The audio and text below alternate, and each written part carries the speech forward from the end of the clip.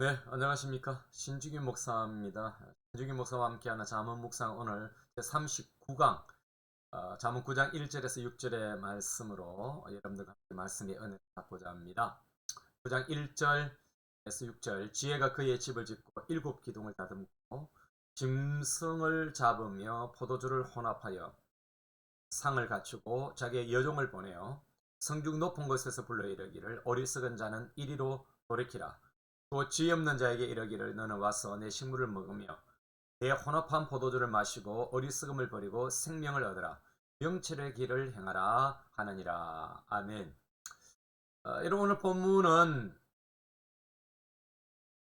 여인 지혜가 궁전 같은 집을 지은 후에 아름다운 옷을 입고 맛있는 요리를 다 준비한 후에 잔치에 손님들을 초대하고 있는 그런 장면입니다. 여러분 하나님의 말씀이야말로 바로 이런 지혜죠. 하나님은 이 지혜의 말씀 가운데서 인간을 향하신 자기의 호의를 알리시고 있다라고 볼 수가 있을 것입니다. 이런 말씀이 되신 그리스도는 바로 이 지혜입니다. 하나님께서는 그 모든 판단을 그에게 맡기셨죠. 우리가 앞에서 보았던 8장에서는 세계의 창조주로서 우리 하나님께서는 자신의 장엄하심과 영광을 나타내 보이셨던 것과는 달리 오늘 9장에서는 세상의 구속주로서 자기의 은혜와 선하심을 보여주고 있다라고 볼 수가 있을 것입니다. 여러분 지혜의 기둥은 지혜의 집의 일곱 기둥은 기둥이다 그렇게 말하는데 여러분 이것은 완전성을 말하죠. 여러분 솔로몬 성전의 일곱 기둥을 하나의 여러분 모티프로 삼았다라고 볼 수가 있을 것입니다. 여러분 지혜라고 하는 것은 여러분 여기에 지혜 하크모트는 여성 복수 명사로 되어 있는데요. 복수형입니다.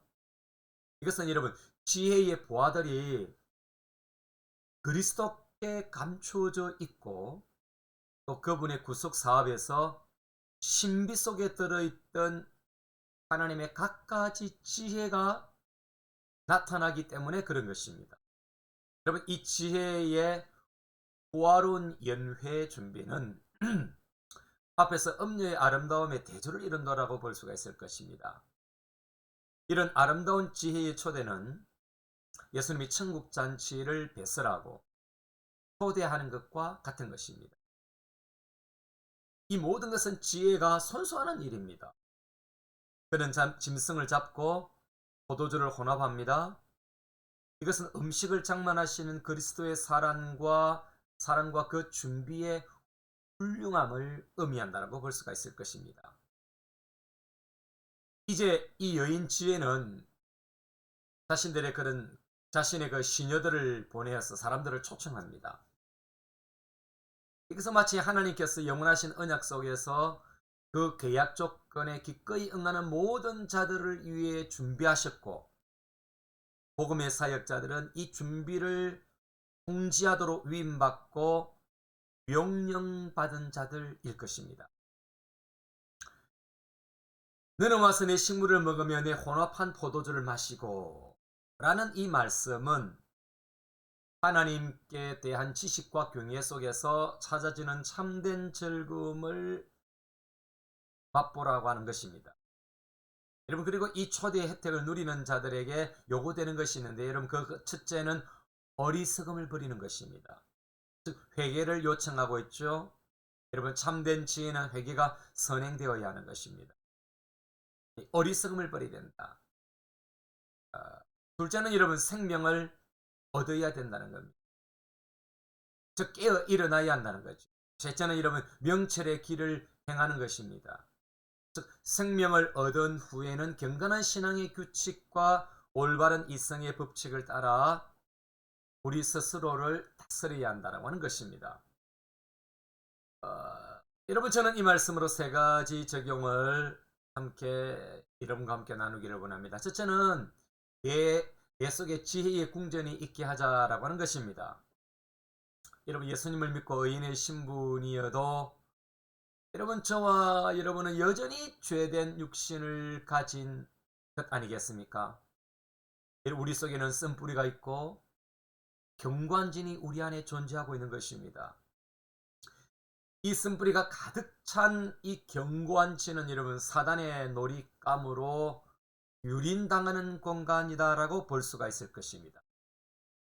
이처럼 견고한 진은 악이 집을 짓고 있는 곳이며 나쁜 습관과 죄의 욕망들이 여기에 거주하고 있는 것입니다. 여러분, 이런 견고한 진과 맞짱을 둘 집이 필요하지 않겠습니까?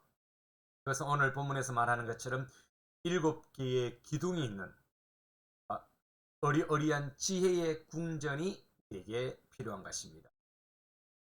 여러분, 지혜의 궁전은 경관진의 확장을 막을 뿐만 아니라 경관진을 무너뜨릴 수 있을 것입니다.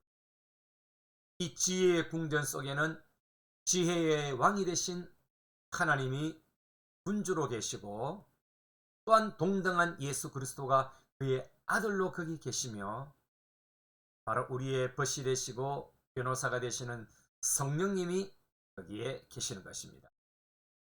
그래서 여러분, 이 지혜의 궁전을 통해서 경관진들을 무너뜨릴 능력을 우리는 얻을 수가 있을 것입니다. 여러분, 두 번째는 우리를 초청하는 지혜의 궁전으로 달려가자라고 하는 것입니다. 여러분, 지혜의 궁전은 그리스도의 몸과 교회를 의미한다고 볼 수가 있을 것입니다. 곧 모든 영혼을 천국 복음으로 초청하는 그리스도의 구원 사역을 말한다라고 볼 수가 있을 것입니다. 여러분, 인생의 진정한 지혜와 지혜의 궁전에서 기쁨을 누리려면 여러분, 교회로 나와서 예수 그리스도를 만나야 하는 것입니다. 지혜가 부를 때 자신의 여정, 즉 비천한 여정을 보낸다고 하는 것은 우리가 처음 하나님의 말씀에 초청을 받을 때는 시시한 것 같고 도저히 이 말씀을 믿어서 이 세상에서 똑똑해질 것 같지 않아 보이는 것을 의미합니다. 그러나 우리가 이 말씀의 세계 안에 들어가서 집을 짓기 시작하면 절대로 무너지지 않은 하나님의 복이 있고, 지혜의 궁전 안에는 상상할 수 없는 하나님의 지혜와 보물들이 거기 있음을 우리는 알게 되는 것입니다. 여러분, 7기둥이 있는 여러 방에서 큰 복과 지혜를 만날 수가 있을 것입니다. 저희 어머니는 일제강점기에서 일본에서 나시고 또 자라시다가 조선으로 돌아왔기에 학교를 다니지 못했습니다. 그래서 평생 무학으로 사셨지만은 나이 들어서 또 저의 전도를 받고 교회를 다니면서 성경을 통해서 한글을 깨우치고 지혜를 얻어서 천국 복음을 잘 이해하게 되었답니다. 여러분, 세상 학교의 가방끈은 짧아도 지혜의 궁전에 우리가 들어가게 되어지고 편입되면은 세상의 불신 박사들보다도 더 위대한 하늘의 진리를 알게 되는 것입니다. 말씀을 믿고 그리스도를 구주로 영접하고 성경 속에 살면은 바로 우리는 지혜의 궁전의 백성이 될 것입니다. 여러분, 세 번째는 초대받은 자에게 주어진 요구에 응하자라고 하는 것입니다. 여러분, 지혜의 궁전에서 혜택을 누릴 자들은 어리석음을 버려야 하는 것입니다. 먼저는 내 자신에게서 어리석음이 무엇인지를 알아야 할 것입니다. 주님 앞에 회개함으로 돌아서야 할 것입니다. 지혜는 결코 죄와 동서가지 않기 때문에 그런 것입니다. 여러분, 내 지혜가 희미하고 안개 낀 안경처럼 되었다면은 악의 입김이 내 영혼의 창을 덮었기 때문에 그런 것입니다. 내 속에 어리석음을 내려놓으면은 지혜가 내 자리에 내 속에 자리를 잡을 것입니다. 여러분, 그리고 교회 공동체적인 면에서 어리석음을 버려야 할 것은 나쁜 교와의 교제를 멀리하는 것도 그 중에 하나일 것입니다. 악인들의 꾀나 길이나 그들이 자주 행하는 악한 일에 여러분 동참하지 마셔야 합니다. 특별히 여러분, 어두운 일이나 죄 짓는 일에 어깨동무하지 말아야 합니다. 그리고 생명을 얻어야 하고 명철의 길을 가셔야 하는 겁니다.